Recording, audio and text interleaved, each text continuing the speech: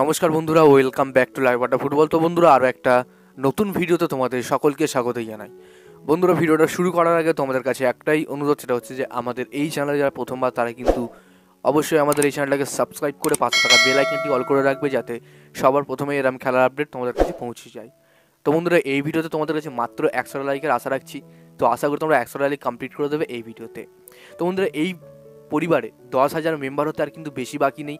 যারা প্রথম এসছে আমাদের এই পরিবারে তারা কিন্তু অবশ্যই নিচে সাদা কালারের সাবস্ক্রাইব বাটনটা, ওটা সাবস্ক্রাইব করে আমাদের পরিবারের সদস্যদের একদমই ভুলবেন না। আর এই ছোটো ভাইটাকে প্লিজ তোমরা একটু সাপোর্ট করো, প্লিজ তোমরা প্রত্যেকটা ভিডিওতে একটু করে সাবস্ক্রাইব করো, লাইক করো, এবং তোমরা অবশ্যই বেশি বেশি করে কমেন্ট করো। তোমরা কোথা থেকে দেখছো অবশ্যই কমেন্ট বক্সে জানিও। তো বন্ধুরা, আজকে বিশেষ কিছু আপডেট তোমাদের সঙ্গে শেয়ার করতে যাচ্ছি, গুরুত্বপূর্ণ কিছু আপডেট মোহনবাগানের লিগস খবর। তো সেগুলো দেখতে গেলে কিন্তু অবশ্যই আমাদের এই চ্যানেলটাকে সাবস্ক্রাইব করে রাখতে হবে।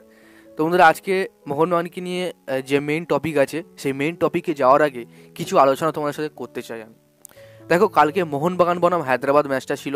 তো হায়দ্রাবাদ এবং মোহনবাগানের যে ম্যাচটা ছিল, সেই ম্যাচে কিন্তু মোহনবাগানের প্রচুর ভুল হয়েছে। হ্যাঁ, অবশ্যই মোহনবাগান 3 গোল করেছে, কিন্তু মোহনবাগানের প্রচুর ভুল হয়েছে।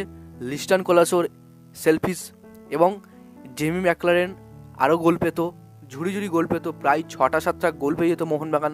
সে জায়গায় দাঁড়িয়ে 3টে গোল করছে মোহনবাগান। লিস্টান কোলাসোকে বল ছেড়ে খেলতে হবে, তাকে টিম গেম খেলতে হবে। সে কিন্তু প্রত্যেক ম্যাচে কিন্তু সেলফিশলি খেলছে, এবং এরামই চলতে থাকলে মোহনবাগানের ম্যানেজমেন্ট তাকে কিন্তু টিমে রাখবে না।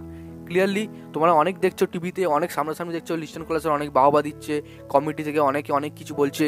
তারপরে কালকে প্লেয়ার অফ দ্য ম্যাচ হলো, কিন্তু এগুলো সবই মিছে কথা। ঠিক আছে, অ্যাকচুয়ালি ম্যানেজমেন্ট দেখে যে টিম গেম, একা কিন্তু দেখতে চায় না।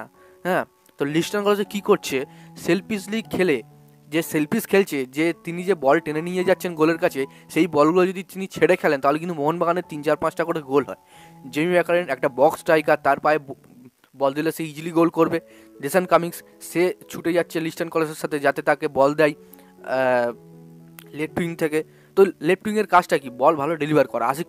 আশিক কুরিয়ানের দেখে শিখুকছে, শুধু বল টেনে নিয়ে গিয়ে ইনসাইড আউটসাইড করে কাটিয়ে নিয়ে বলটা জমা দিয়ে দেওয়া মানে সে লেফট উইঙ্গার না। ওকে, তো এইটা হচ্ছে কথা। তো দেখো, এবার মোহনবাগান ম্যানেজমেন্টই তারাই সিদ্ধান্ত নেবে তাকে রাখবে কি রাখবে না। তো এবার আসি মোহনবাগানের যে আসল টপিকটা নিয়ে, সেটা কিন্তু মার্টিন বয়েলকে নিয়ে। তো মার্টিন বয়েলকে নিয়ে অনেকদিন ধরে শোনা যাচ্ছে যে মার্টিন বয়েল নাকি মোহনবাগানে আসতে চেয়েছিল। ফাইনালি মার্টিন বয়েল তিনি কিন্তু জানিয়েছেন যে আমি কোথাও যাচ্ছি না। তিনি কিন্তু হাইবারনিয়ান এফসিতে কন্টিনিউ করছেন। হাইবারনিয়ান এফসি স্কটল্যান্ডের একটা প্লেয়ার, এবং বর্তমানে তার 31 বছর বয়স। তার বর্তমান মার্কেট ভ্যালু কিন্তু 6.4 কোটি টাকা, এবং তিনি অস্ট্রেলিয়ার সিটিজেনশিপে খেলছেন। বর্তমানে তিনি কিন্তু স্কটিশ লিগে 19টা ম্যাচ খেলে 3টে গোল 3টে অ্যাসিস্ট করেছেন। এবং বর্তমানে এই প্লেয়ারের সাথে কিন্তু বর্তমানে চুক্তি আছে তোমার 2025-এর মে মাসের 31 তারিখ 2025 অবধি। তো এই প্লেয়ারের আসা কিন্তু কোনো রকম চান্সই নেই মোহনবাগানে। তো তোমরা ছেড়ে দাও, যেখান থেকে শুনছো পুরোপুরি ফেক। ওকে, তো 2025 অবধি তার চুক্তি আছে। তো যাই হোক বন্ধুরা, আশা করি তোমাদের এটা পুরোপুরি ক্লিয়ার করতে পারলাম। তো ভিডিও যদি ভালো লাগে অবশ্যই লাইক করে দিও, আমাদের এই চ্যানেলে প্রথমবার যখন হয় চ্যানেলটাকে সাবস্ক্রাইব করে পাশে থাকা বেল আইকনটি অল করে